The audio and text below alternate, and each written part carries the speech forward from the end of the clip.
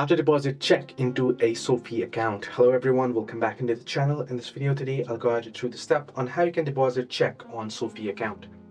Well, the process itself is pretty simple and pretty easy, so let me guide you through this video. In order to start check or in order to deposit the check on your SoFi, simply go ahead and open up the SoFi Money app or the wallet. Once you have opened up and logged into your account, you should get a notification like this. Now on the screen, you can see the options such as deposit, transfer, pay bills, and more option.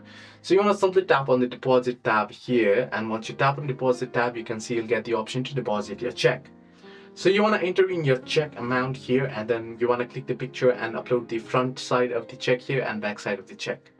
However, if you want to take photos, you can see take photos directly at down below, and you can go ahead and you can take the pictures of your check and enter in the amount and deposit your check through the app directly. This is how you can easily deposit a check on SoFi Money account. Hope this video helped. Do like and subscribe, and do not forget to leave comments as well.